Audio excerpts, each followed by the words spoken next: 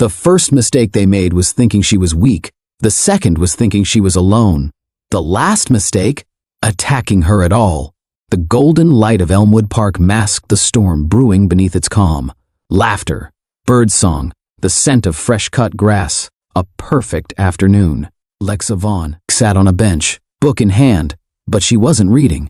She felt them before she saw them, a gang of men, their whispers laced with venom, their eyes locked on her like prey. They had chosen the wrong woman. They saw a lone black woman. They didn't see a Navy SEAL. By the time they realized their mistake, it would be too late. They began to suspect that there was someone pulling the strings behind these attacks, a powerful figure, someone who was orchestrating the violence, someone who was funding the hate network, someone who was manipulating the gang members and using them as pawns in a larger game.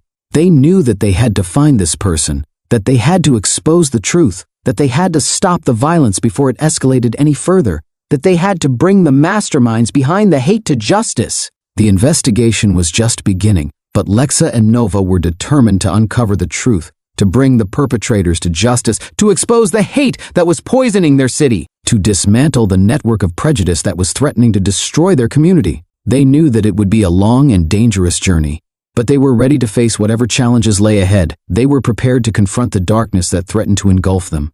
They were driven by a sense of justice, a desire to protect their community, and an unwavering belief in the power of truth, a commitment to exposing the hate and bringing it to the light. They were warriors on a mission, determined to fight for justice, to stand against the forces of hate, to protect the innocent, to bring peace to their community, to dismantle the network of prejudice that threatened to tear their city apart. They knew the road ahead would be fraught with peril, that they would face powerful adversaries, that they would encounter resistance at every turn. But they were undeterred, their resolve strengthened by the urgency of the situation, their spirits fueled by the need to protect their community from the rising tide of hate, their hearts driven by a deep-seated desire for justice, their minds focused on the task at hand, their souls committed to the cause. They understood that their fight was not just about bringing down a gang or exposing a network. It was about something much larger, something much more profound. It was a fight for the soul of their city, a battle against the forces of darkness that sought to divide and conquer, a struggle to preserve the values of equality, tolerance, and respect that formed the bedrock of their society, a fight to reclaim the heart of their community from the clutches of hate, a battle to restore faith in the principles of justice and fairness, a war against prejudice and discrimination, a campaign to reclaim their city from the grip of fear, a crusade to protect the innocent and vulnerable. As they delved deeper into their investigation, Lexa and Nova began to uncover a disturbing pattern of connections, a tangled web of relationships that linked the gang members to other hate groups across the city and beyond. A complex network of extremist organizations that shared a common ideology of racial supremacy, a network that was spreading its poisonous message throughout the region, a network that was growing in power and influence, a network that was becoming a dangerous threat to the peace and security of their community, a network that was actively recruiting and radicalizing individuals, a network that was sowing seeds of discord and division. They discovered that the gang wasn't an isolated entity, but rather a cog in a larger machine, a part of a well-organized network of white supremacist organizations, a small piece in a much larger and more dangerous puzzle, a single tentacle of a monstrous beast, a visible manifestation of a hidden evil, a small part of a vast and insidious conspiracy, a single cell in a cancerous growth, a mere symptom of a much deeper and more pervasive disease. They found evidence of shared ideologies, common symbols, and coordinated activities, revealing a disturbing level of collaboration between these disparate groups. A unified front of hate that spanned across geographical boundaries and social strata. A coalition of prejudice that threatened to engulf their city. A coordinated campaign of hate that was spreading like a virus, infecting the minds and hearts of vulnerable individuals. A carefully orchestrated plan to sow discord and spread fear.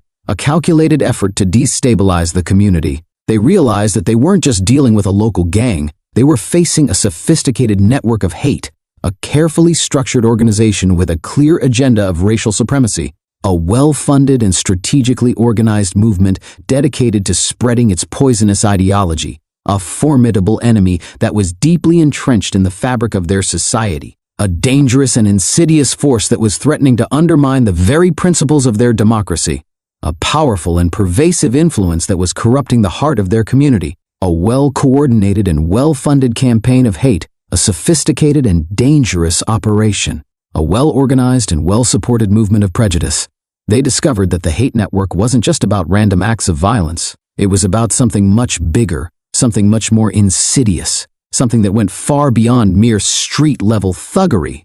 It was about power, about control, about spreading their hateful ideology and recruiting new members to their cause, about building a movement of hate that could challenge the very foundations of their society, about seizing power and imposing their twisted worldview on the community, about establishing a reign of terror based on prejudice and violence, about creating a world where their hateful beliefs were the law of the land, about imposing their will on the community through fear and intimidation, about silencing dissent and crushing opposition.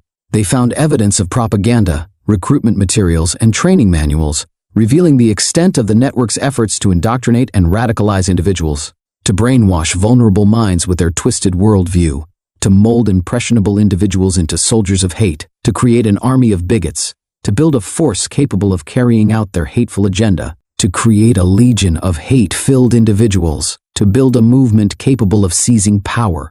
They realized that they were facing a formidable enemy, an enemy that was well-funded, well-organized, and deeply entrenched in the fabric of their society, an enemy that was operating in the shadows, manipulating individuals and exploiting their prejudices, a dangerous and insidious force that was threatening to undermine the very principles of their democracy, a powerful and pervasive influence that was corrupting the heart of their community, a well-coordinated and well-funded campaign of hate, a sophisticated and dangerous operation, a well-organized and well-supported movement of prejudice, a powerful and pervasive force of hate.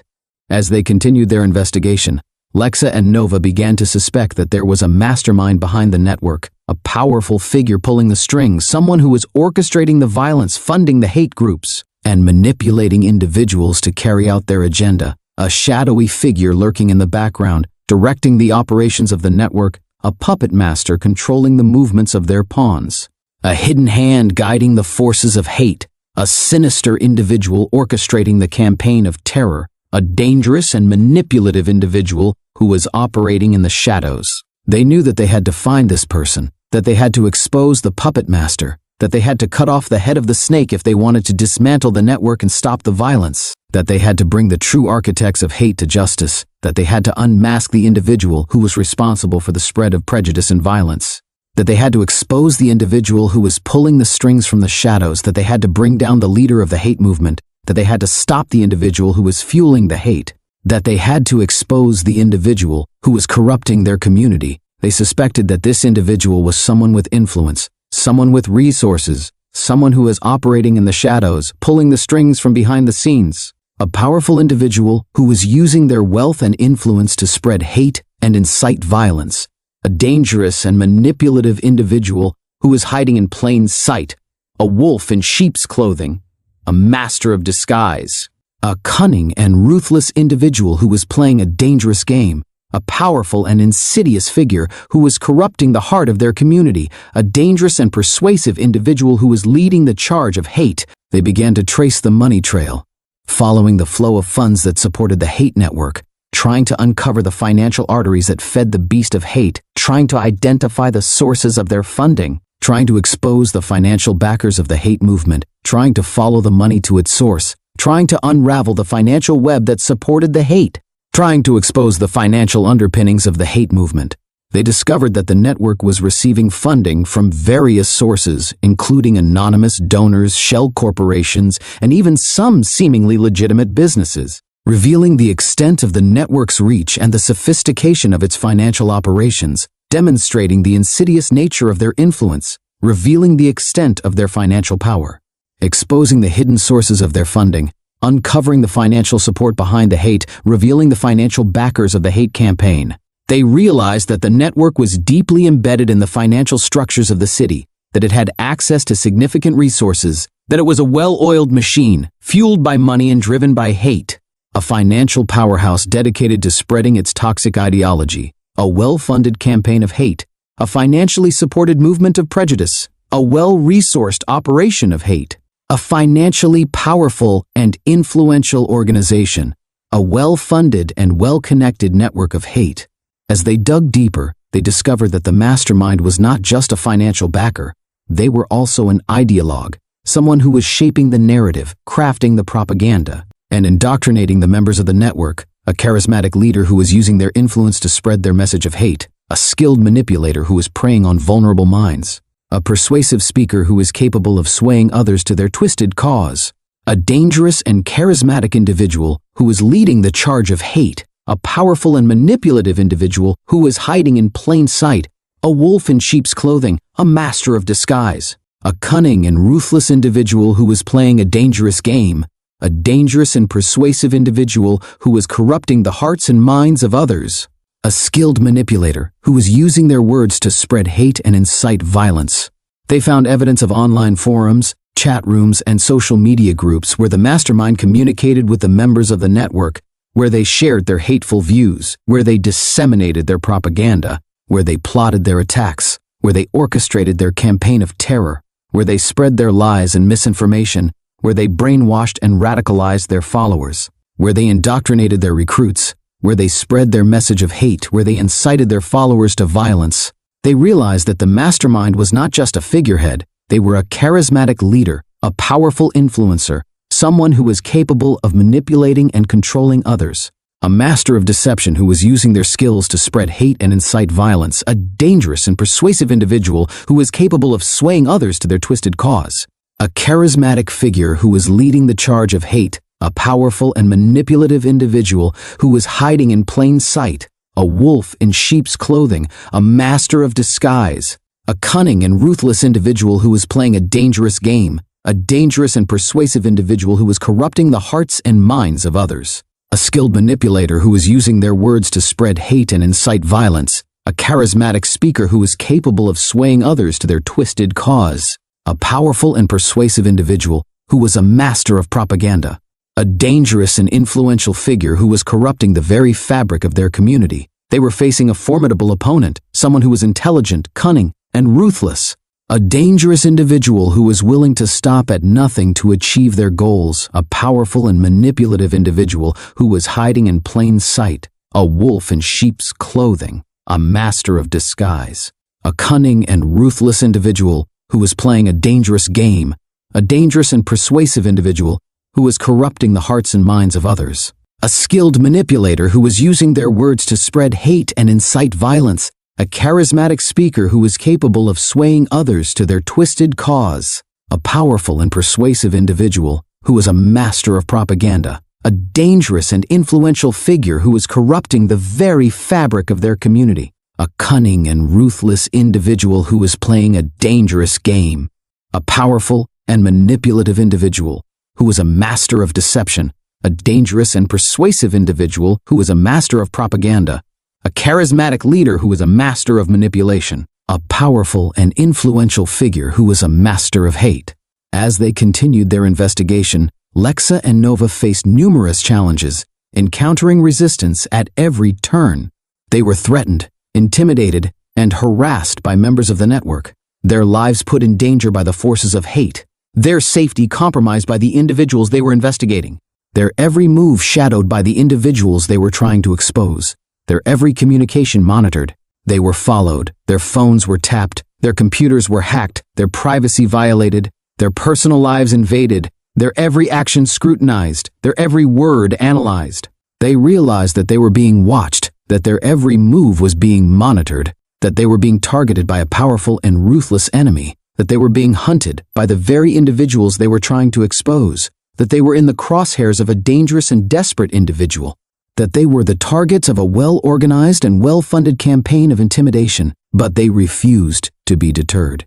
They were determined to uncover the truth, no matter the cost, no matter the risk, no matter the danger, no matter the obstacles, no matter the threats. They knew that they were walking a dangerous path, that they were putting themselves at risk, that they were challenging powerful forces, that they were confronting a network of hate that was deeply entrenched in the fabric of their society, that they were going up against a formidable enemy, that they were facing a powerful and ruthless individual, that they were challenging the very foundations of hate, but they were driven by a sense of justice, a desire to protect their community, and an unwavering belief in the power of truth, a commitment to exposing the hate and bringing it to the light, a determination to dismantle the network of prejudice that threatened to destroy their city. a resolve to bring peace and justice to their community, a commitment to fighting for what they believed in. They were committed to their mission, determined to see it through to the end, no matter the cost, no matter the obstacles, no matter the dangers, no matter the risks. They would not rest until the hate was exposed, the perpetrators brought to justice, and their community was safe once again. They were warriors on a mission, and they would not be stopped. They would not be silenced. They would not be broken. They would fight for justice. They would fight for truth. They would fight for their community, and they would not rest until they had won. The air crackled with tension, a palpable buzz that vibrated through the precinct. Detective Juliana Jules Cross stood before Detective Logan Pierce, her expression grave.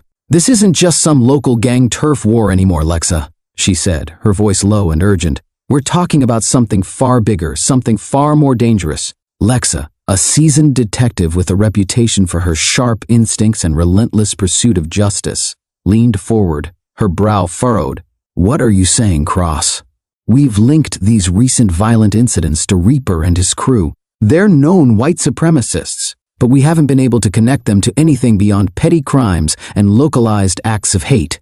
Cross spread a series of photographs across the table. They depicted various scenes of vandalism, assaults, and intimidation, all bearing the hallmarks of white supremacist activity. "Look closer, Lexa," Cross urged. "The symbols, the rhetoric, it's all consistent. But the scale, it's too organized, too well-funded. Reaper and his crew are foot soldiers, not masterminds." Lexa examined the photos, her gaze lingering on a particular image, a spray-painted swastika defacing a local community center. The brazenness of the act, its sheer audacity, spoke volumes about the confidence, the sense of impunity that these perpetrators possessed. It wasn't just mindless vandalism, it was a calculated act of terror, designed to instill fear and division, to erode the very fabric of their community. It was a deliberate attempt to sow discord, to ignite racial tensions, to destabilize the peace. The swastika, a symbol of hate and oppression, was a blatant provocation, a declaration of war against the principles of equality and justice. It was a symbol that evoked a visceral reaction, a reminder of the horrors of the past and the ever-present threat of its resurgence. "You think someone's pulling the strings?" she asked. A chilling premonition creeping into her voice. Cross nodded grimly. "I do, and I think I know who it is." She pulled up a file on her computer and displayed a picture of a distinguished-looking man in his late 50s. "Grant Holloway," she announced. "Businessman, philanthropist, pillar of the community, and suspected financier of numerous white supremacist groups across the state." Lexa stared at the image, her mind racing. Holloway was a prominent figure, known for his charitable donations and his seemingly unwavering commitment to community development. He was a regular at charity galas, his name often appearing in the society pages, his image carefully cultivated as a man of integrity and generosity. He was a wolf in sheep's clothing, a master of deception, a chameleon who could blend seamlessly into any social setting. The idea that he could be the puppet master behind these hate-fueled crimes seemed almost unbelievable.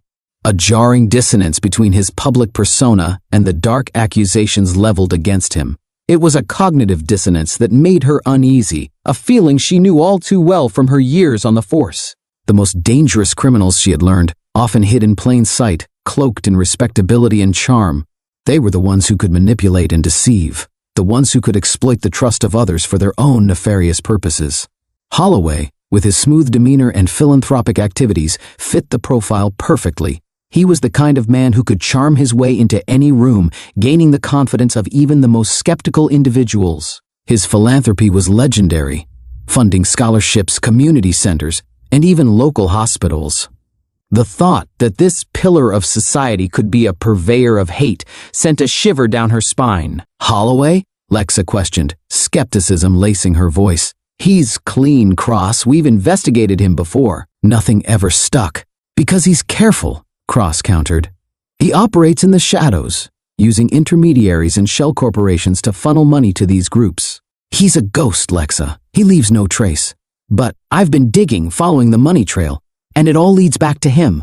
Cross explained her findings, outlining the complex web of financial transactions that linked Holloway to various known white supremacist organizations. The evidence was circumstantial, a trail of breadcrumbs rather than a smoking gun, but it was compelling nonetheless. "Enough," Cross argued, "to warrant further investigation, to justify a deeper dive into Holloway's affairs."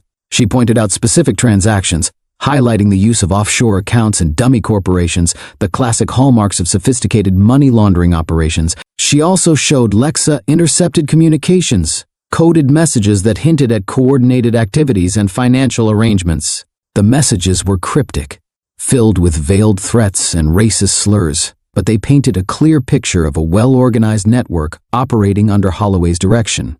They spoke of the cause, the brotherhood, and the cleansing, alluding to their ultimate goal of racial purity and white supremacy. They used code words and inside jokes, a language of hate that only they understood. They referred to Holloway as the architect, the shepherd, and other veiled titles that suggested his leadership role. The messages revealed a disturbing level of planning and coordination, suggesting that these groups were not just isolated pockets of hate, but part of a larger, interconnected movement. "This is bigger than a street gang, Lexa," Cross reiterated, her voice firm.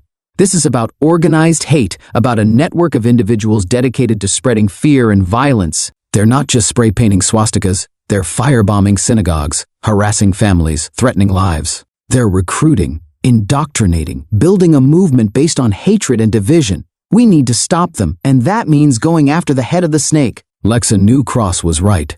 This was no longer just about bringing Reaper and his crew to justice.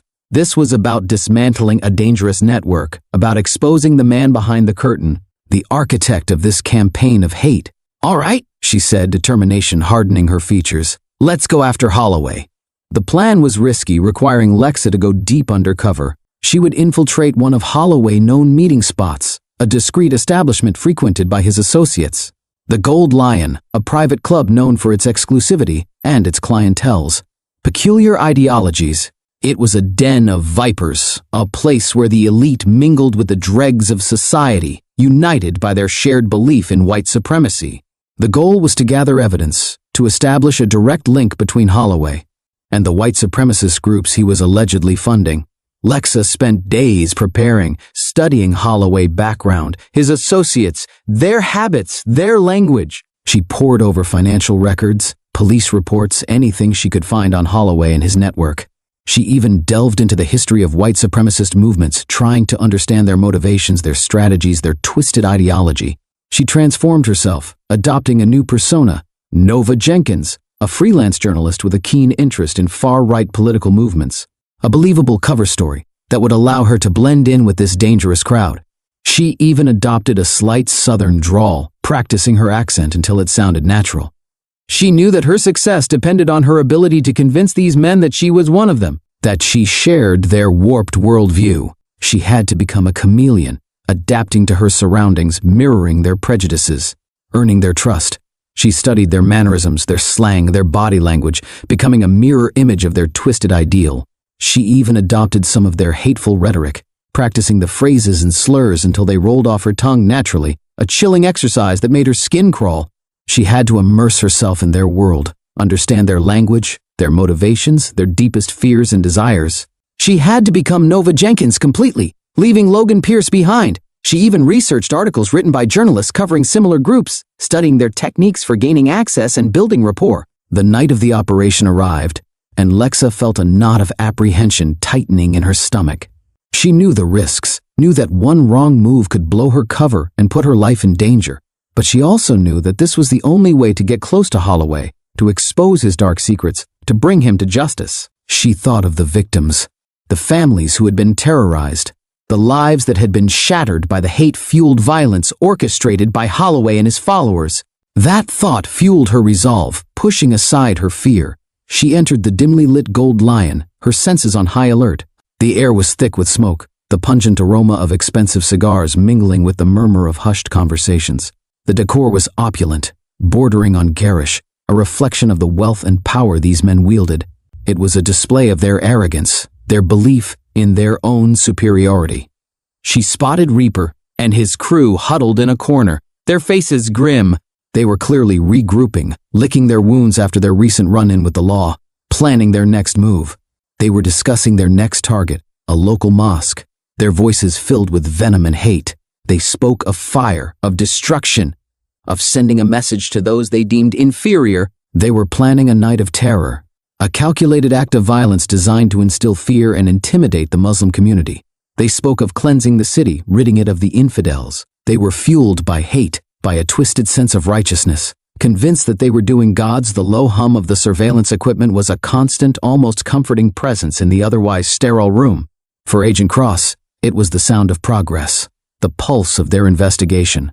On the screen, the grainy image of Holloway, a man who exuded an air of untouchable power, flickered. That carefully crafted facade of respectability, however, masked a viper's nest of corruption, a sprawling empire built on lies, intimidation, and the exploitation of the vulnerable. Cross felt the familiar weight of the investigation pressing down on him, a constant reminder of the stakes. Failure was not an option. Too many lives had been irrevocably altered by Holloway greed, too much damage inflicted on the very fabric of their city. The tank, Holloway's seemingly impregnable fortress of deceit, was beginning to show fissures, and Cross knew they were on the verge of a breakthrough. The initial lead had been a whisper, a desperate plea for justice from a former associate who had crossed Holloway and paid the price. It was a vague tip, a mere mention of financial discrepancies, a single thread in a tapestry of intricate lies. But Cross, a seasoned investigator with an almost preternatural ability to discern truth from falsehood, recognized the faint but distinct scent of something rotten beneath the surface. He assembled his team, a collection of specialists as diverse as they were dedicated, the forensic accountant with an encyclopedic knowledge of financial sleight of hand, the cybersecurity expert who could navigate the treacherous currents of the digital underworld, the seasoned street informant who knew the city's underbelly like the back of his hand. They were a symphony of skills conducted by Cross's unwavering resolve. Their investigation plunged them into the murky depths of international finance. Holloway had meticulously constructed his empire on a foundation of lies, using a complex web of shell corporations, offshore accounts, and convoluted transactions to conceal his illicit dealings. It was like trying to untangle a Gordian knot blindfolded, each layer of deception meticulously designed to obstruct their progress and lead them down dead ends. But Cross's team, armed with cutting-edge software, dogged determination, and an almost obsessive attention to detail, painstakingly followed the trail of money, tracing its flow through a labyrinth of anonymous accounts and shadowy banks. They chased the funds through a network of clandestine financial institutions in tax havens, deciphering cryptic codes and unraveling layers of financial manipulation. Slowly, painstakingly, the truth began to emerge, like a ghostly apparition materializing in the darkness. Holloway wasn't just a successful businessman, he was a criminal mastermind, a puppet master pulling the strings of a vast network of corruption that extended to the highest echelons of power. The financial records were a damning indictment. Money laundering operations funneling cash from unknown sources, offshore accounts overflowing with illicit gains, and, most disturbingly, a clear pattern of bribes paid to influential officials. Holloway had woven a web of complicity, ensnaring powerful figures who were willing to sacrifice their integrity for a share of the spoils, turning a blind eye to his crimes in exchange for personal gain. But financial records, while compelling, were not enough. Cross needed irrefutable proof, something that would directly connect Holloway to the criminal enterprise. He needed to hear it from the source, to capture the words that would expose the darkness lurking beneath the surface, the venomous heart of his operation. The decision was made to pursue a wiretap, a high-stakes gamble that could make or break their case, a delicate balance between necessity and intrusion. Securing a warrant for surveillance was a delicate and complex process, a legal tightrope walk requiring meticulous preparation and persuasive argumentation. Cross had to present a compelling case to a judge, demonstrating probable cause and justifying such an intrusive measure. He meticulously compiled all the evidence they had gathered, laying out the intricate tapestry of Holloway illegal activities, the flow of dirty money, the network of compromised officials. The judge, convinced by the weight of the evidence and the meticulous nature of the investigation, granted the warrant, authorizing them to listen in on Holloway private conversations, to peer into the inner sanctum of his criminal empire. The wiretap was a gamble, a roll of the dice in a high-stakes game. Holloway was known for his caution, his ability to compartmentalize his life, and maintain a carefully crafted facade of respectability. There was no guarantee he would incriminate himself in a recorded conversation. But Cross had a hunch, a gut feeling honed by years of experience and countless investigations. He sensed a hubris beneath Holloway's polished exterior, a belief in his own invulnerability, a conviction that he was above the law, beyond reproach. He suspected that, In the privacy of his own conversations, the mask would inevitably slip, revealing the true face of the predator beneath the carefully constructed persona. And Cross's instincts proved correct. The wiretap became a goldmine of incriminating evidence, a Pandora's box of secrets and lies, a window into the dark heart of Holloway operations. Holloway, speaking to his associates, revealed the true scope of his criminal operations, his words dripping with arrogance and contempt for those he manipulated and exploited. He boasted of his influence, his wealth, and his ability to manipulate the system, his voice laced with the intoxicating power he wielded. He spoke of bribes, kickbacks, and even hinted at acts of violence, his words painting a chilling portrait of a man consumed by greed and a lust for power, a man who had lost his soul in the pursuit of wealth and dominance. The recordings were explosive, the final piece of the puzzle that Cross needed to bring Holloway down, to shatter his carefully constructed empire, to expose him for the criminal he truly was. Listening to the recordings, Cross felt a surge of grim satisfaction mingled with a profound sense of responsibility. They had Holloway cornered, but their work was far from over. They still had to execute the raid, apprehend Holloway, and ensure the case would stand up to the scrutiny of the courts, to withstand the inevitable onslaught of high-priced lawyers and legal maneuvers, to navigate the complexities of the legal system and emerge victorious. The raid was meticulously planned, a complex operation involving dozens of law enforcement officers, each playing a crucial role. Cross knew Holloway wouldn't surrender without a fight. He was a powerful man with connections to dangerous individuals, a man who had built his empire on intimidation and violence, a man who would stop at nothing to protect his interests. They had to be prepared for any eventuality, to anticipate every possible move Holloway might make, to minimize the risks and ensure the safety of everyone involved. The day of the raid arrived, and the air crackled with tension, a palpable sense of anticipation hanging heavy in the air. Cross and his team, alongside a heavily armed SWAT team, descended upon Holloway opulent estate, a symbol of his ill-gotten wealth and unchecked power, a monument to his greed and ambition. The scene was chaotic, a whirlwind of activity as law enforcement officers swarmed the property. Executing the meticulously planned operation, Holloway, caught off guard, attempted to resist, but he was quickly overwhelmed and placed in handcuffs, his face contorted with rage and disbelief as his world crumbled around him, his carefully constructed illusion of power and invincibility shattered. He was dragged from his mansion, his carefully constructed facade finally shattered, revealing the raw, unadulterated fury of a cornered animal, a man stripped bare of his power and prestige, exposed for the criminal he truly was.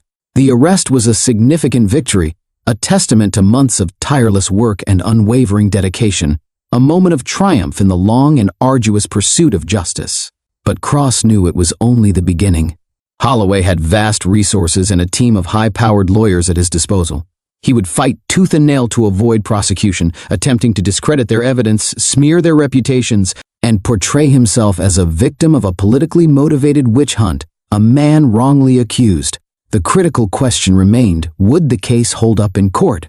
Cross knew they had a strong case, but he also knew the legal battles would be long and arduous. A war of attrition fought in the sterile confines of the courtroom, a battle against the forces of corruption and influence. Holloway lawyers would attack their credibility, challenge the legality of the wiretap, and attempt to sow seeds of doubt in the minds of the jurors, hoping to create reasonable doubt where none existed.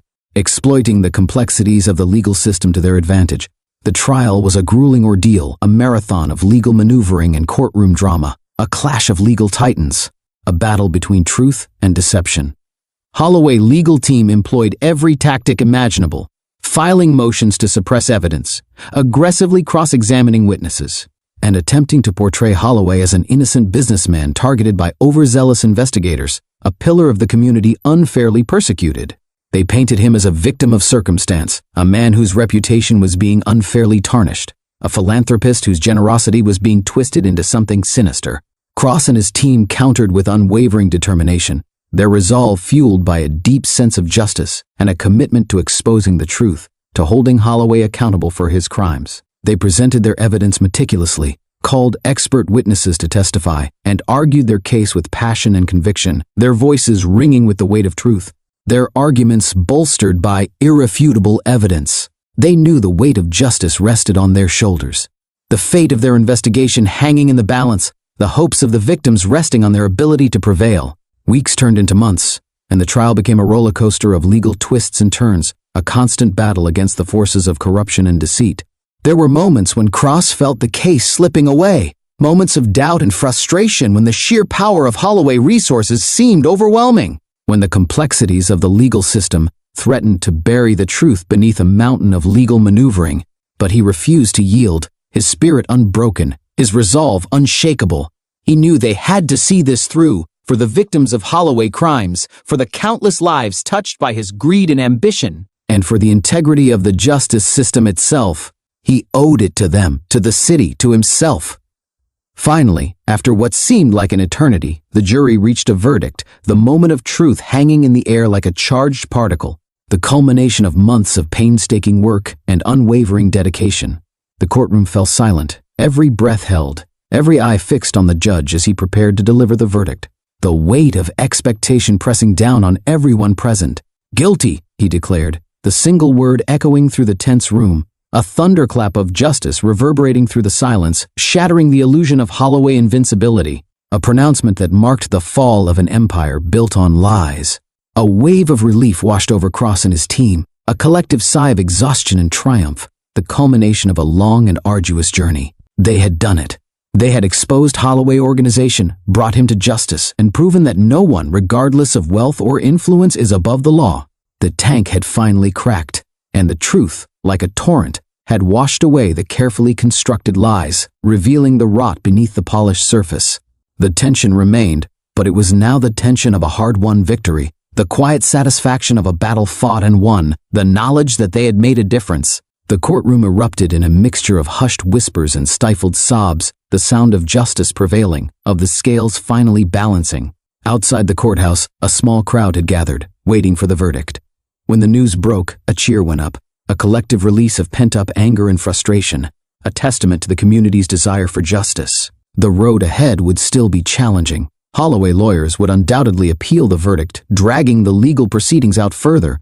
There would be further battles to fight, further obstacles to overcome. But for now, Cross and his team could savor the victory. They had struck a powerful blow against corruption, a beacon of justice illuminating the darkness, a testament to the unwavering pursuit of truth. They had held a powerful man accountable for his crimes, sending a message that no one is untouchable, that even the most carefully constructed empires can crumble under the weight of truth. The reckoning had arrived, and though the aftermath would be complex and challenging, the fall of Holloway Empire marked a turning point, a moment when justice prevailed, and the city could begin to heal. The fight against corruption was far from over, but for now, they had won a crucial battle, a victory that would resonate for years to come, a reminder that even in the darkest of times, truth and justice can prevail. The air in the courtroom crackled with a tension so thick it felt almost tangible. Every rustle of paper, every cough, every shifted foot echoed through the hushed space, amplifying the silence that held the weight of expectation. Agent Cross, his usually composed demeanor betraying the strain of the past weeks, sat at the prosecution table, a fortress of meticulously organized evidence surrounding him. Across the aisle, Holloway, the man whose name had become synonymous with power, influence, and a chilling disregard for the law, sat ramrod straight, his face an impassive mask. But Cross could see the flicker of something, fear, in the depths of Holloway eyes. This was it. The culmination of months, years, of painstaking investigation, meticulous planning, and unwavering dedication. The trial of Holloway, the man whose empire was built on a foundation of corruption and deceit, was reaching its climax. Holloway defense strategy had been predictable, a well-worn playbook for the powerful and corrupt. They had attacked the credibility of the investigators, painting them as biased and obsessed, driven by personal vendettas or political agendas. They had challenged the legality of the wiretap, claiming it was an egregious violation of privacy, an overreach of government power, and inadmissible in court. They had attempted to discredit the financial records, arguing they were misinterpreted, incomplete, or even fabricated, twisting facts and figures to create a narrative of innocence.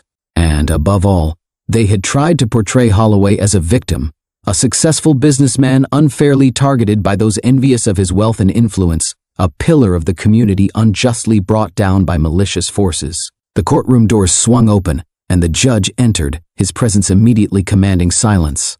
The trial commenced, a clash of legal titans, a battle between truth and deception, justice and corruption. Holloway defense team, led by a renowned lawyer known for his sharp wit, aggressive tactics, and theatrical courtroom presence, launched their offensive with calculated precision. They dissected the prosecution's case, questioning every detail, highlighting minor inconsistencies, attempting to create an atmosphere of doubt and uncertainty, a fog of confusion designed to obscure the truth. Cross and his team had anticipated these tactics. They had prepared for every possible challenge, meticulously reviewing every piece of evidence, anticipating every line of attack.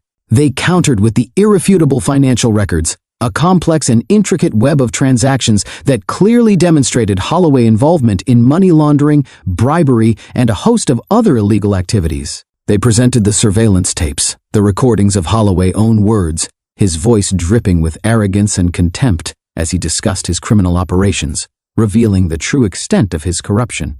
The callous disregard for the lives he had impacted, the cold calculation behind his actions. And they called witness after witness, individuals whose lives had been irrevocably altered by Holloway actions, people who had been intimidated, exploited, and even harmed by his ruthless pursuit of power. Their testimonies were often emotional, sometimes hesitant, but always powerful in their authenticity, their words carrying the weight of lived experience. The prosecution's case was methodical, thorough, and devastating. They presented the evidence in a clear and compelling manner, painstakingly connecting the dots between Holloway financial dealings and his criminal activities. They showed how he had used his wealth and influence to corrupt officials, manipulate the system, and operate outside the bounds of the law, creating a network of complicity that extended to the highest levels of power, a spiderweb of corruption that ensnared the city. They presented testimony from former associates, individuals who had witnessed Holloway crimes firsthand, individuals who, despite their fear and the potential repercussions, were willing to come forward and tell the truth, their voices trembling but firm in their resolve, their conscience demanding justice. The trial dragged on day after day, week after week, a grueling marathon of legal arguments, cross-examinations, and witness testimonies. The courtroom became a stage, a battleground where legal arguments were weapons and words were ammunition, where truth and falsehood clashed in a relentless struggle, a theatrical performance with real-world consequences. Holloway defense team fought fiercely, employing every legal maneuver at their disposal, throwing up smokescreens and distractions, attempting to confuse the jury and obscure the truth, employing legal sleight of hand to create an illusion of innocence. Cross and his team met every challenge head-on, their resolve strengthened by the overwhelming weight of evidence and the profound sense of responsibility they carried. They were prepared, they were determined, and they were unwavering in their pursuit of justice. They presented their evidence meticulously, anticipating every objection, countering every argument with facts and logic, dismantling the defense's narrative piece by piece. They called expert witnesses to testify, individuals who could explain the complex financial transactions, analyze the surveillance tapes, and corroborate the testimony of the other witnesses, providing irrefutable proof of Holloway guilt, solidifying the foundation of their case. Throughout the trial, Lexa watched from the gallery, her presence a silent but powerful reminder of what was at stake. She had been following the case closely, her heart pounding with a mixture of hope and anxiety, her own experiences with Holloway hate-mongering fueling her desire for justice, her personal stake in the outcome adding another layer of intensity to the proceedings. She had seen firsthand the damage that Holloway had inflicted on her community, the fear and division he had sown, the hate he had fueled, the lives he had shattered. She knew that this trial was not just about bringing one man to justice. It was about sending a message that hate would not be tolerated, that those who preyed on the vulnerable would be held accountable for their actions, that the community would not stand idly by while injustice prevailed. The jury deliberated for what felt like an eternity. The tension in the courtroom was almost unbearable, a suffocating blanket of anticipation and uncertainty, a pressure cooker of emotions. Every rustle of paper, every whispered conversation, every cough seemed to amplify the silence, each moment stretching into an agonizing eternity, each tick of the clock a hammer blow against the wall of anticipation. Cross paced nervously, his mind racing, replaying every moment of the trial, second-guessing every decision, every question he had asked, every piece of evidence he had presented, the weight of the world resting on his shoulders. He knew that the fate of the case, the fate of justice, rested in the hands of 12 individuals, 12 ordinary citizens who had been tasked with making an extraordinary decision, A decision that would have far-reaching consequences for the community and the pursuit of justice. Finally, the jury returned. The courtroom fell silent, all eyes fixed on the jury box, every face etched with anticipation, every heart pounding with expectation. The judge asked the foreperson if they had reached a verdict. "We have, Your Honor," the foreperson replied, his voice barely audible, his face pale and drawn, the weight of their decision evident in his demeanor. The judge asked for the verdict. The foreperson stood, his hands trembling slightly, and read the verdict, each word cutting through the silence like a knife, each syllable a hammer blow against the wall of uncertainty. Guilty! A collective gasp swept through the courtroom. A wave of emotion, relief, triumph, vindication, washing over the prosecution, a release of pent-up tension and years of suppressed anger. Cross felt a wave of exhaustion mixed with elation, the culmination of a long and arduous journey, the end of a marathon of legal battles. They had done it. They had brought Holloway to justice. They had exposed his crimes, his corruption, his hate. They had shown that no one, regardless of wealth or power, is above the law, that even the most carefully constructed empires can crumble under the weight of truth, that justice, however delayed, can ultimately prevail. Holloway's face, which had remained impassive throughout the trial, finally cracked. His carefully constructed facade of power and invincibility crumbled, revealing the fear and anger beneath, the mask of composure finally slipping to reveal the raw emotions of a man facing the consequences of his actions. His empire, built on lies and deceit, was collapsing around him. The carefully woven tapestry of his life unraveling thread by thread, his carefully cultivated image shattered beyond repair. He was no longer untouchable. He was no longer above the law. He was just a criminal, a man who had been brought to justice, his crimes laid bare for all to see, his reputation irrevocably tarnished. The judge, his voice firm and resolute, sentenced Holloway to a long prison term, a sentence that reflected the severity of his crimes and the immense damage he had inflicted on the community. A punishment commensurate with his transgressions. As Holloway was led away in handcuffs, his eyes met Cross's for a fleeting moment. There was no remorse, no regret, only a look of pure, unadulterated hatred, the venom of a cornered animal, the final expression of a man consumed by darkness. Lexa watched from the gallery, tears streaming down her face, tears of relief, tears of joy, tears of hope, tears for the victims, tears for the community, tears for the future. She felt a sense of closure, a sense of justice finally served, a sense that the scales had finally been balanced, a sense that the community could finally begin to heal. But she knew that the battle was not over. The war against hate, the fight for equality, the struggle for justice would continue. Holloway's conviction was a significant victory, a crucial battle won, but it was just one battle in a much larger war, a war that would require constant vigilance and unwavering commitment. A war that would continue until justice and equality prevailed for all. As Lexa walked away from the courthouse, the echoes of the verdict still ringing in her ears, she knew that her work was far from over. The fight against hate was a long and arduous one.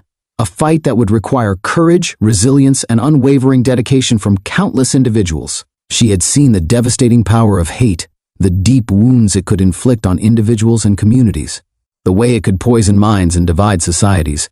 But she had also seen the incredible power of hope, the resilience of the human spirit, and the unwavering pursuit of justice, the unwavering belief in a better future. And she knew that as long as there were people willing to stand up and fight for what is right, there was always hope for a better future, a future where justice prevailed and hate had no place. The trial was over, the verdict delivered, justice served. But the war, the real war, the war against hate, the war for equality, that war would continue. And Lexa, along with countless others, would be on the front lines, fighting for a world where justice prevailed and the echoes of a just verdict reverberated through a society finally free from the scourge of hate. A world where the pursuit of justice was not just a battle fought in the courtroom, but a way of life, a constant striving towards a more perfect union. Shadows across the manicured expanse of Elmwood Park. The vibrant green of the meticulously maintained lawns was beginning to deepen into shades of emerald and jade, while the leaves of the ancient oak trees, their branches gnarled and twisted by time and weather, shimmered with a golden light. A gentle breeze, carrying the faint, sweet scent of blooming honeysuckle and freshly cut grass, rustled through the leaves, creating a soothing whisper that momentarily masked the distant hum of the city. Elmwood Park, a sprawling oasis nestled within the heart of the bustling metropolis. was a haven for those seeking respite from the relentless pace of urban life. Families gathered for picnics, children shrieked with laughter as they chased squirrels across the paved pathways, and elderly couples strolled hand in hand, their quiet conversations a testament to enduring love. But today, a subtle undercurrent of unease disturbed the park's tranquil atmosphere. A discordant note in the symphony of urban life. Lexa Vaughn, a black woman of striking presence and quiet strength, sat on a weathered park bench, a picture of serene focus. Her dark hair, pulled back into a tight, functional bun, revealed the sharp, elegant angles of her face. A face that spoke of both intelligence and resilience. Sunlight kissed her skin, highlighting the rich, warm tones inherited from her ancestors, a testament to generations of strength and survival. She wore simple, comfortable clothing, a plain dark t-shirt and well-worn cargo pants, attire that did little to conceal the lean, athletic frame honed by years of demanding physical training. A worn copy of The Art of War rested open in her lap, its pages bearing testament to countless readings, its well-thumbed corners whispering tales of strategic brilliance and unwavering focus. Lexa was a former Navy SEAL, a warrior in every sense of the word, a woman who had stared death in the face and emerged stronger, more resilient. She had earned this rare moment of peace, this quiet interlude in the midst of a life lived on the edge. The park, for her, was a sanctuary, a place where she could momentarily shed the weight of the world and simply be. The park, normally a vibrant hub of activity, was beginning to fill with the sounds of early evening. The playful shrieks of children echoed across the lawns, their tiny feet a blur of motion as they chased flocks of pigeons across the paved pathways.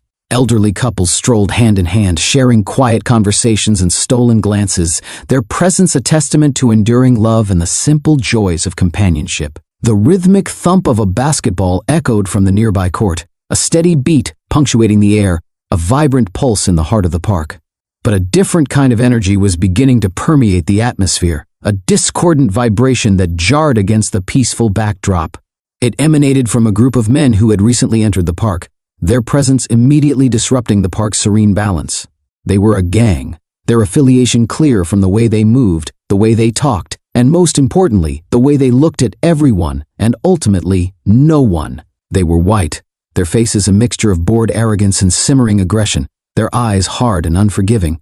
Their leader, a hulking figure known as Reaper, swaggered at the front, his shaved head gleaming under the afternoon sun like a polished bowling ball. His arms, thick and heavily tattooed with crude symbols of hate, swung loosely at his sides as if he were perpetually ready for a fight, a coiled spring of barely contained violence. Trailing slightly behind him was Wispy Beard, a wiry man with a scraggly, unkempt beard that did little to conceal the sneer permanently etched on his face. His eyes, small and beady, darted around the park, assessing, calculating, and ultimately settling on Lexa. There was a predatory gleam in his gaze, the look of a hunter who had spotted his prey. The rest of the gang, a motley crew of followers, echoed their leader's demeanor. They moved with a studied nonchalance, their bodies radiating an air of menace, their postures designed to intimidate. They wore the uniform of their gang, faded jeans, white t-shirts, and heavy work boots, a uniform that proclaimed their allegiance and their willingness to use violence to enforce their warped sense of order. Their whispers, though hushed, carried across the still air, laced with derogatory slurs and thinly veiled threats. They spoke about their territory, about keeping things clean, their words dripping with racial prejudice, their voices laced with the venom of ingrained hatred. They were like a pack of wolves, circling their prey, testing its defenses, preparing to strike. Lexa, though seemingly engrossed in her book, was acutely aware of their presence. Years of training, both in the Navy and in life, had honed her senses, making her sensitive to even the slightest shift in the atmosphere. She had learned to read body language, to decipher the unspoken language of aggression, to recognize the subtle cues that betrayed intent. The message these men were sending was unmistakable. She was an outsider, an unwelcome presence in their self-proclaimed domain. She could feel their eyes on her, their hostile gaze burning into her skin like a physical touch. She didn't flinch, didn't give them the satisfaction of seeing her react. She continued to read, or at least pretended to, her mind racing, assessing the situation, calculating the odds, preparing for the inevitable confrontation. She knew that it was only a matter of time before they made their move. The gang's whispers grew bolder, their words more explicit. They made no attempt to conceal their racism, their voices laced with contempt and dripping with the bile of prejudice. He punctuated his words with a dismissive flick of his wrist, as if brushing away an annoying insect. Lexa slowly lowered her book, her eyes meeting Reaper's gaze without a flicker of fear, without a hint of intimidation. Her expression remained neutral, betraying nothing of her thoughts, her emotions carefully masked behind a wall of disciplined control. "Is there something I can help you with?" she asked, her voice calm and steady, a stark contrast to the aggression radiating from the man before her. Her voice, though soft, carried an undercurrent of steel, a quiet strength that belied her seemingly passive posture. Reaper chuckled, a harsh, grating sound that echoed across the park, momentarily silencing the playful shrieks of the children and the quiet conversations of the elderly couples. "We're just here to enjoy the park," he said, his eyes still fixed on Lexa, his gaze challenging, provocative. "Make sure everyone knows who's in charge." He puffed out his chest, attempting to amplify his already imposing physique, trying to project an aura of dominance, a pathetic display of machismo. "And who's that?" Lexa asked, her voice still calm, but with a hint of steel creeping into it, a subtle challenge woven into the fabric of her words. Reaper's smile faltered slightly. He hadn't expected her to challenge him. He was used to people cowering before him, intimidated by his size and his reputation for violence. This woman, however, was different. There was something in her eyes, a quiet strength, a steely resolve that made him uneasy, that chipped away at his carefully constructed facade of intimidation. Wispy Beard, sensing his leader's momentary hesitation, stepped forward. His eyes narrowed, his face contorted in a mask of malevolent intent. "You got a problem with that?" he snarled, his voice laced with menace, his hand instinctively moving towards the concealed knife at his hip. Lexa turned her head slightly, her gaze sweeping over the group, taking in their faces, their postures, their weapons. She noted the glint of a knife tucked into the waistband of one man's pants, the heavy chain dangling from another's pocket, the brass knuckles peeking out from the clenched fist of a third. She knew she was outnumbered, outgunned, but she also knew that she wouldn't back down, wouldn't cower before these purveyors of hate. "I don't have a problem with anyone enjoying the park," she said, her voice clear and strong, resonating with an unwavering conviction, "as long as they do it respectfully." "Respectfully?" Reaper scoffed, his voice dripping with sarcasm. "What do you know about respect?" "I know that respect is earned," Lexa replied, her eyes locking with Reaper's, her gaze unwavering, her expression unwavering. "And I don't see any of you doing anything to earn it." Her words hung in the air, sharp and pointed, cutting through the thick blanket of tension that had settled over the park. They were a direct challenge, not just to Reaper's authority, but to the very foundation of their gang's existence, their twisted sense of entitlement. They were used to taking what they wanted, to imposing their will through intimidation and violence. They had never encountered resistance like this before, this quiet defiance, this unwavering refusal to be intimidated. Reaper's face flushed crimson, his thick neck bulging with barely contained rage. He felt a flicker of doubt, a seed of uncertainty planted in his mind by Lexa's unwavering gaze. He was used to people backing down, to cowering before his threats. This woman, however, was different. She didn't flinch, didn't tremble, didn't show any sign of fear. She stood her ground, her posture radiating quiet strength, her eyes challenging him to make his move. He could feel the eyes of his crew on him, waiting for his reaction, expecting him to assert his dominance. He couldn't back down now, not without losing face, not without undermining his authority. Wispy Beard, sensing his leader's hesitation, stepped forward, his eyes narrowed, his face contorted in a mask of malevolent intent. He saw the opportunity to seize control, to prove his worth to Reaper, to solidify his position within the gang's hierarchy. He wasn't as big or as strong as Reaper, but he was cunning and ruthless, and he was always eager to prove his loyalty through acts of violence. "You think you're tough, huh?" he sneered, his voice laced with menace, his hand instinctively moving towards the concealed knife at his hip. "You think you can talk to us like that?" Lexa shifted her gaze slightly, her eyes flicking towards Wispy Beard, assessing the threat he posed. She saw the glint of metal at his hip, the telltale sign of a concealed weapon. She knew that this was more than just a verbal confrontation, it was about to turn physical. She took a deep breath, centering herself, preparing for what was to come. Years of training had taught her how to remain calm under pressure, how to focus her mind in the face of danger. She knew that she was outnumbered, but she also knew that she wouldn't go down without a fight. "I'm just stating a fact," Lexa replied, her voice still calm and steady, her eyes never leaving Wispy Beard's. "You're behaving disrespectfully, and I'm calling you out on it." "You think you're so smart, huh?" Wispy Beard spat, his face contorted in a grimace. "You think you're better than us?" I don't think I'm better than anyone, Lexa replied, her voice even, her tone measured. I just believe in treating people with respect, regardless of their race or background. Race? Reaper scoffed, finally finding his voice. What's race got to do with anything? He knew exactly what race had to do with it. It was the driving force behind their hatred, the fuel that fed their prejudice. But he wasn't about to admit it, not in front of this woman who dared to challenge him. Everything, Lexa replied, her voice firm, her eyes meeting Reaper's gaze once again. You're targeting me because I'm black. You're making assumptions about me based on the color of my skin. That's racism, plain and simple.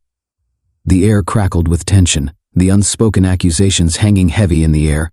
The gang members shifted uneasily, their bravado beginning to wane in the face of Lexa's unwavering conviction. They had expected an easy target, someone they could bully and intimidate without resistance. Instead, they had found someone who refused to be cowed, someone who met their aggression with quiet strength. Someone who challenged their warped worldview with the simple power of her presence. Reaper clenched his fists, his knuckles turning white. He could feel the anger rising within him, a burning rage that threatened to consume him. He had to do something, had to assert his dominance, had to put this woman in her place. He couldn't let her get away with this, not without consequences. That's enough, he growled, his voice low and menacing. You're asking for trouble. I'm not asking for anything, Lexa replied, her voice clear and strong, resonating with an unwavering conviction. I'm just standing my ground. Then you're going to learn a lesson, Reaper snarled, taking a step towards Lexa. He raised his fist, preparing to strike her, to silence her with violence. Lexa didn't flinch. She had faced down far greater threats than this, far more dangerous opponents. She had stared death in the face and emerged victorious. She wouldn't be intimidated by this pathetic excuse for a man. She rose from the bench, her movements fluid and graceful, her body poised and ready. She knew that the confrontation was inevitable. The peaceful afternoon in the park had just shattered, replaced by the harsh reality of prejudice and the threat of violence. The battle was about to begin. The air crackled with a palpable tension, a thick, suffocating blanket of unspoken threats and simmering aggression. The idyllic tranquility of Elmwood Park, so carefully cultivated, so cherished by the community, had been brutally violated, shattered by the intrusion of violence. Lexa Vaughn, her senses on high alert, her focus laser-sharp, stood poised, a warrior instinctively preparing for battle. Years of rigorous training as a Navy SEAL had ingrained in her a deep understanding of combat, a primal awareness of danger, and an unwavering resolve to protect herself. Reaper, his face a mask of contorted rage, his thick neck bulging with barely contained fury, made the first aggressive move.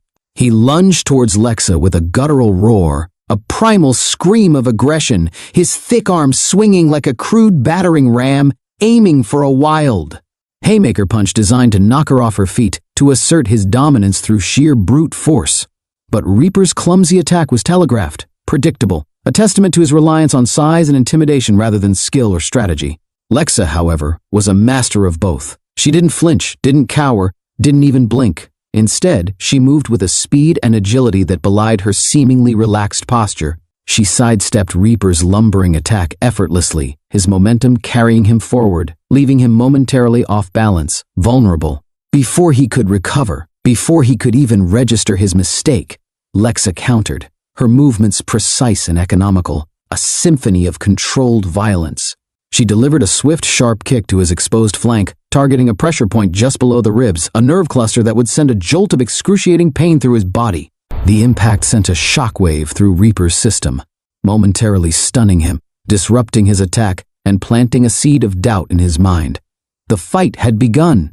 Reaper stumbled back, clutching his side, his breath coming in ragged gasps. The initial shock of the pain quickly gave way to a surge of anger, a burning desire for revenge, a desperate need to reassert his dominance. He had underestimated this woman, had assumed that she would be an easy target, someone he could intimidate and subdue without resistance. He had been wrong, and the realization fueled his rage. He glared at Lexa, his eyes filled with hatred, a primal fury burning within their depths, and charged again, this time with a renewed sense of purpose, a desperate need to reclaim his shattered ego. But Reaper was no match for Lexa's skill and training. His attacks were predictable, telegraphed, easily countered. Lexa moved with a fluidity and grace that seemed almost balletic, her movements a blur of controlled power, a whirlwind of calculated precision. She dodged his wild swings, blocked his clumsy thrusts, and countered with a series of precise strikes, targeting pressure points and vulnerable areas, exploiting his weaknesses with ruthless efficiency. She used her training, her knowledge of hand-to-hand combat, to turn his aggression against him, using his own momentum against him, transforming his attacks into opportunities for counterstrikes. As Reaper struggled to land a blow, the rest of the gang, realizing that their leader was faltering, that their carefully laid plans were unraveling, rushed in to join the fray. They swarmed around Lexa, a pack of predators eager to take down their prey, confident in their numbers, believing that they could overwhelm her through sheer force. But they quickly discovered that they had made a grave mistake. They had underestimated her, had assumed that she would be an easy target, a lone woman overwhelmed by their collective aggression. They were about to learn just how wrong they were, just how dangerous it was to underestimate a warrior. Lexa, facing multiple attackers, didn't panic. She didn't flinch. She simply adapted, her movements becoming more fluid, her strikes more precise, her focus intensifying. She used the environment to her advantage, using the park benches, the trees, even the uneven ground to create obstacles, to disrupt their attacks, to funnel them into manageable groups. She moved like a whirlwind, a force of nature unleashed, a one-woman army taking down her attackers one by one, methodically, relentlessly. She used a combination of strikes, kicks, and grappling techniques, disabling her opponents with calculated precision. A swift kick to the groin sent one thug crumpling to the ground, writhing in pain, his machismo instantly forgotten. A sharp elbow to the temple stunned another, leaving him dazed and disoriented, his eyes glazed over with confusion. A well-placed knee to the solar plexus knocked the wind out of a third, leaving him gasping for air, his lungs burning with agony. She used their momentum against them, turning their attacks into opportunities, using their weight and force to throw them off balance and send them crashing to the ground, their bodies slamming into the hard earth with a sickening thud. The gang members, initially confident in their numbers, their arrogance fueled by prejudice, began to panic. They had expected an easy fight, a quick victory, a chance to assert their dominance and reinforce their warped sense of superiority. Instead, they were being systematically dismantled, taken down one by this woman who seemed to be everywhere at once, a phantom moving through their ranks, a relentless force of nature. They had underestimated her skills, her training, her determination. They had mistaken her quiet demeanor for weakness, her calm focus for vulnerability. They were now paying the price for their arrogance, their prejudice, their blind assumption that they could overpower her simply because she was a woman, because she was black. Wispy Beard, seeing his comrades falling around him, his carefully laid plans dissolving into chaos, realized that the situation was spiraling out of control. He had to do something, had to regain the advantage, had to prove his worth to Reaper, to solidify his position within the gang's hierarchy. He wasn't as big or as strong as Reaper, but he was cunning and ruthless, and he was always eager to prove his loyalty through acts of violence, through displays of brutality. He pulled out his concealed knife, its blade glinting menacingly in the fading sunlight, a sliver of cold steel reflecting the dying embers of the day, and lunged towards Lexa, aiming for a quick, decisive strike, hoping to end her with a single brutal blow. But Lexa was ready for him. She had seen the glint of the blade, had anticipated his move, had recognized the desperation in his eyes. She sidestepped his attack, her movements lightning fast, her reflexes honed to razor sharpness, and disarmed him with a swift, precise strike, a calculated move that sent a jolt of pain through his wrist, causing him to drop the knife.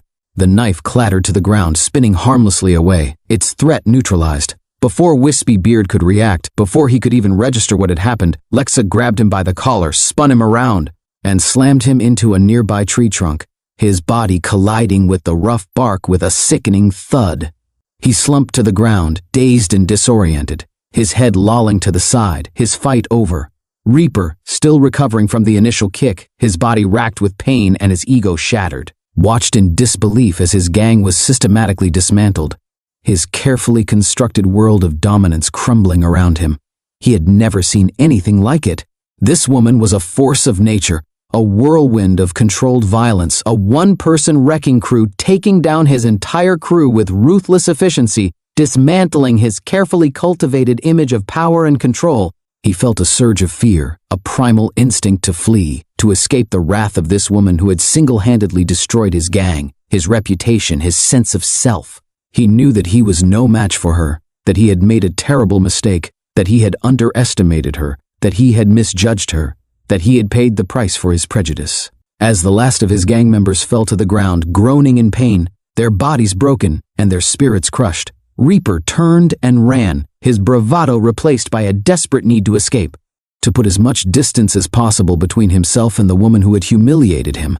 He didn't look back, didn't stop running until he was well away from the park, his heart pounding in his chest, his lungs burning, his mind reeling from the shock of the encounter. The realization that he had been utterly defeated. Lexa stood in the center of the park, her breath coming in short, sharp gasps, her body aching from the exertion, her muscles screaming in protest. She surveyed the scene, her eyes scanning the fallen gang members, ensuring that they posed no further threat, that their reign of terror was finally over. She had won. She had defended herself against overwhelming odds, had emerged victorious from a violent confrontation, had proven that she was not a victim, that she would not be intimidated, that she would not be broken. As she stood there, catching her breath, the distant wail of police sirens pierced the air, growing louder, closer, signaling the imminent arrival of law enforcement. Lexa knew that she had to leave. She had no desire to explain the situation, to deal with the inevitable questions and investigations, to become entangled in the bureaucratic machinery of the legal system. She had done what she had to do, had defended herself against a violent attack, had protected herself from harm. That was all that mattered.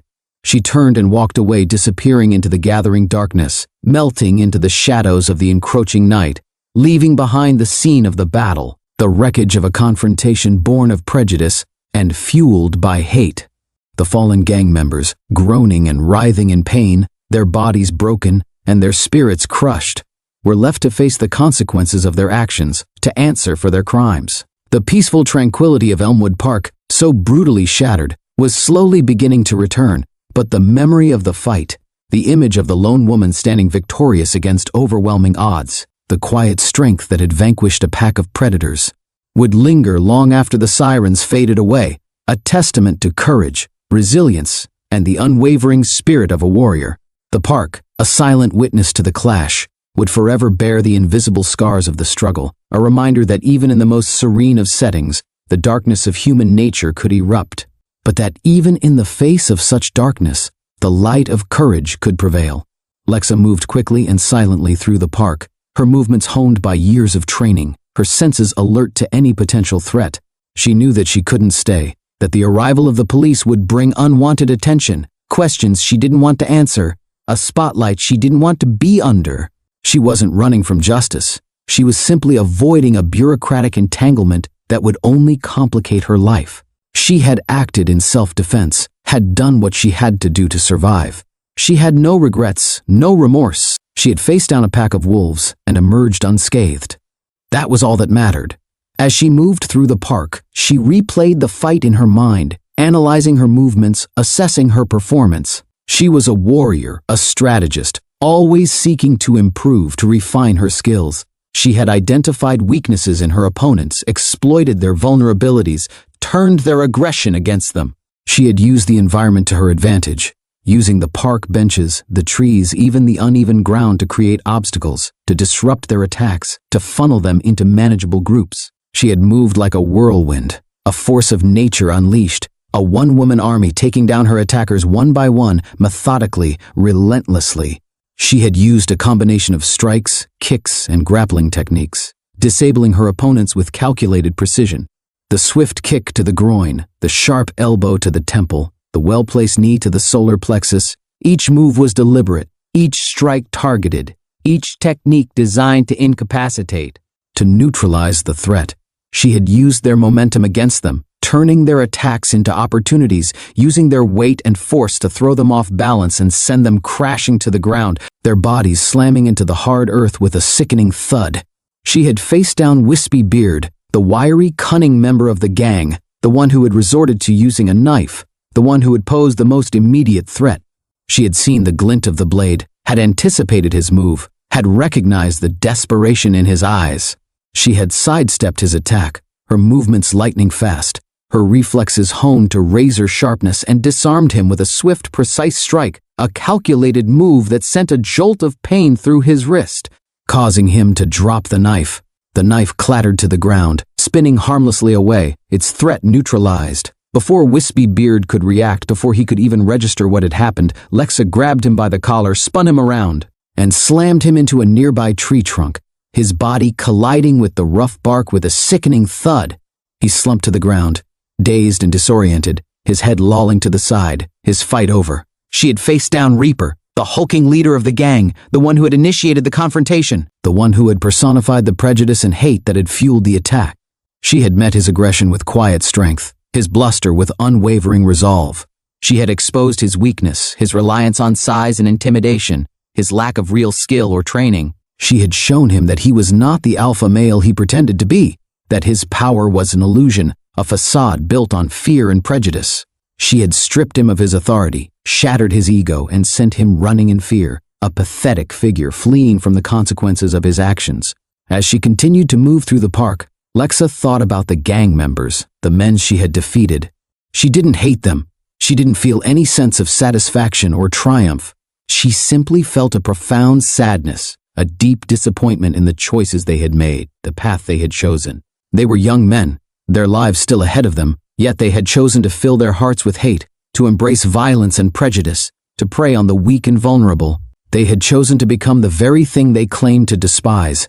She knew that they would face the consequences of their actions, that they would be arrested, charged, and punished for their crimes. But she also knew that punishment alone would not change them, would not erase the hate that festered within them. They needed something more, something deeper, something that would challenge their beliefs, that would force them to confront their prejudices, that would offer them a different path, a chance to redeem themselves. As she reached the edge of the park, Lexa paused, looking back at the scene of the fight, the place where she had once again been forced to defend herself, to fight for her survival. She had faced down a pack of wolves and emerged victorious, but the victory felt hollow, empty. She had protected herself, had preserved her life, but the violence had left a stain on her soul, a reminder of the darkness that lurked beneath the surface of society, the hate that could erupt at any moment, shattering the peace and tranquility of even the most idyllic of settings. She turned and walked away, disappearing into the night, leaving behind the park, the gang members, the violence. She carried with her the memories of the fight, the lessons she had learned, the sadness she felt. She was a warrior, a survivor, a woman who refused to be a victim. She would continue to fight for what she believed in, for justice, for equality, for a world where people were judged not by the color of their skin, but by the content of their character. She would continue to be a beacon of strength, a symbol of resilience, a testament to the enduring power of the human spirit. The mournful wail of sirens, a chilling lament echoing through the stillness of the night, sliced through the quiet streets and across the expanse of Elmwood Park, shattering the illusion of peace that had briefly settled after the eruption of brutal violence. Officer Xavier, a seasoned veteran of the city police force, his face a roadmap of experience etched with the lines of countless nights and the grim realities of urban life, arrived on the scene, his expression a mixture of weary resignation and professional curiosity. He surveyed the chaotic scene, his experienced eyes taking in the scattered bodies, the groaning gang members, the patches of disturbed earth where the brutal fight had taken place. He had seen it all before, countless times, the aftermath of violence, the human cost of anger and hate, the senseless waste of lives and potential, the tragic consequences of unchecked aggression, the cyclical nature of violence that seemed to perpetually plague the city. He approached the scene with a practiced calm, his senses alert, his mind already piecing together the fragments of the story, trying to make sense of the chaos, searching for a narrative in the wreckage, seeking to understand the motivations behind the violence, trying to discern the truth from the lies. He noticed Lexa standing slightly apart from the group, her posture composed, her expression neutral, almost serene in the midst of the turmoil. There was something about her that caught his attention, a quiet strength, a sense of purpose that set her apart from the others, a subtle aura of command that spoke of discipline and resilience, a certain stillness that hinted at a deep well of inner strength, a quiet confidence that radiated from her being, a sense of self-possession that was both intriguing and unsettling. He approached her cautiously, his hand resting lightly on the butt of his service weapon, his instincts telling him that she was not just another bystander, that she was a key piece of the puzzle, a central figure in the unfolding drama, a silent witness to the brutal events, a pivotal character in the unfolding narrative. "Ma'am, are you involved in this incident?" he asked, his voice calm and professional, his tone carefully neutral, his experienced eyes assessing her demeanor, searching for any telltale signs of deception or distress. Any hint of fear or guilt. Lexa turned to face him, her eyes meeting his gaze without a flicker of fear or hesitation, her expression unwavering, her demeanor suggesting a quiet confidence, a sense of self-possession that was both intriguing and unsettling, a quiet strength that belied the chaos surrounding them. "I was," she replied, her voice steady, her tone even, her words concise and direct, leaving no room for ambiguity, her response clear and unequivocal. Officer Xavier raised an eyebrow, his initial skepticism beginning to surface. A lone woman, seemingly unarmed, taking down a group of gang members? It seemed unlikely, almost impossible, a scenario that stretched the boundaries of credibility, a narrative that defied his years of experience, a story that seemed too fantastic to be true, a version of events that strained credulity. He had seen plenty of cases where victims of assault, in a state of panic or denial, would claim self-defense even when they were the aggressors, twisting the narrative to fit their own needs, constructing a false narrative to escape accountability, fabricating a story to protect themselves, concocting a version of events that exonerated them. He needed to hear her side of the story, to separate fact from fiction, to discern the truth from the tangled web of claims and accusations, to sift through the layers of deception and arrive at the core of the matter, to uncover the reality hidden beneath the surface, to find the truth buried beneath the lies. "Can you tell me what happened?" he asked, his voice still neutral, his expression carefully non-committal, his experienced eyes searching hers for any sign of deception, any flicker of guilt, any hint of inconsistency, any clue that might unravel the mystery, any telltale sign that would betray the truth. Lexa nodded, her eyes briefly scanning the scene, taking in the fallen gang members, the discarded weapons, the signs of the struggle, the subtle clues that spoke of a violent confrontation, the unspoken language of the aftermath, the silent testimony of the disturbed earth, the lingering scent of fear and adrenaline. "It wasn't random," she said, her voice firm, her tone unwavering, her words carrying a weight of conviction, a certainty that resonated with truth.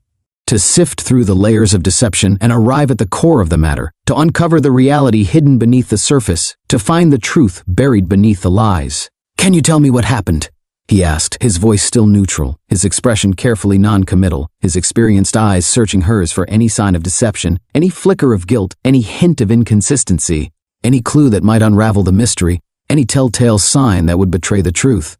Lexa nodded, her eyes briefly scanning the scene, taking in the fallen gang members, the discarded weapons, the signs of the struggle, the subtle clues that spoke of a violent confrontation, the unspoken language of the aftermath, the silent testimony of the disturbed earth, the lingering scent of fear and adrenaline. "It wasn't random," she said, her voice firm, her tone unwavering, her words carrying a weight of conviction, a certainty that resonated with truth. Accusations of racial bias, often made without any real evidence, fueled by emotion and suspicion rather than concrete proof, based on perception rather than reality, grounded in fear rather than fact, rooted in historical grievances. He needed more than just her assertion. He needed proof, something tangible, something that would corroborate her story, something that would stand up in court, something that would convince a jury, something that would transcend the realm of mere allegation and enter the realm of undeniable fact. "Do you have any proof of that?" he asked, his voice cautious, his tone carefully measured, his words chosen with precision, his mind searching for concrete evidence, seeking tangible proof. "They're words," Lexa replied, her voice firm, her eyes meeting his gaze without flinching, her expression unwavering, her words carrying the weight of truth, her voice resonating with conviction. "They're slurs. They're threats. They made it clear that I was targeted because of my race." Officer Xavier nodded slowly, taking in her words, his mind weighing the evidence, trying to reconcile her account with the scene before him, trying to discern the truth from the chaos, trying to understand the motivations behind the violence, trying to make sense of the senseless. He knew that words could be powerful weapons, that hate speech could incite violence, that prejudice could be a deadly force, that the tongue could be sharper than any blade, that words could wound as deeply as any physical assault, that language could be used to dehumanize and incite. But he also knew that words alone were not enough to prove a hate crime, that the law required more than just verbal abuse, that there had to be a clear intent to harm based on race, religion, or other protected characteristics, that there had to be demonstrable evidence of malice, that there had to be proof beyond a reasonable doubt, that there had to be irrefutable evidence of discriminatory intent. He needed more, something tangible, something that would corroborate her story, something that would convince a jury, something that would transcend the realm of mere accusation and enter the realm of undeniable fact, something that would prove her claim beyond a shadow of a doubt. "I'll need a statement from you," he said, his voice professional, his tone businesslike, his words clear and concise, his demeanor suggesting a quiet authority, his tone conveying a sense of command. "And we'll need to talk to the other witnesses, to gather all the facts, to collect all the pieces of the puzzle, to reconstruct the events of the evening, to piece together the narrative of the night." Lexa nodded in agreement, her demeanor cooperative, her expression suggesting a quiet understanding, a sense of acceptance, a willingness to cooperate.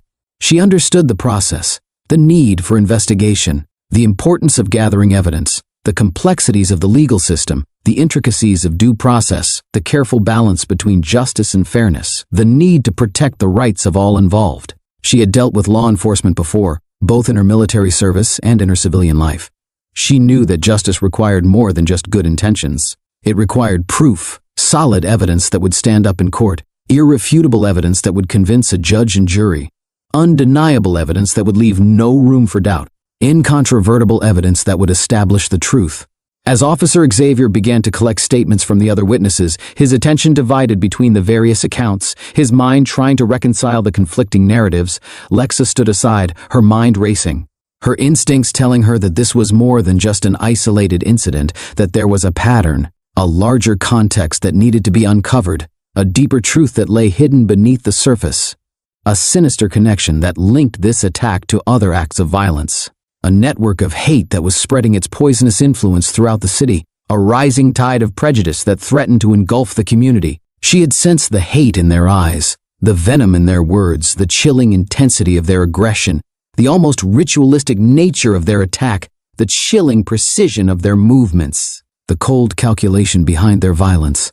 It wasn't just random aggression, it was something deeper, something more sinister, something that spoke of organized hate, of a coordinated campaign of violence, of a network of prejudice that was spreading its poisonous tentacles throughout the community, a carefully orchestrated plan to sow discord and spread fear. She decided to take matters into her own hands. She couldn't rely on the police to see the bigger picture, to connect the dots, to unravel the complex web of hate that was spreading through the city, to expose the forces that were fueling the violence, to bring down the network of prejudice that was tearing the community apart. The wheels of justice often turned slowly, hampered by bureaucracy, limited resources, and the sheer volume of cases. She knew that if she wanted answers, if she wanted to stop the rising tide of hate, she had to act, and she had to act now.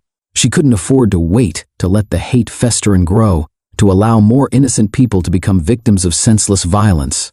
She had a duty, a responsibility, to protect her community, to fight for justice, to stand against the forces of hate.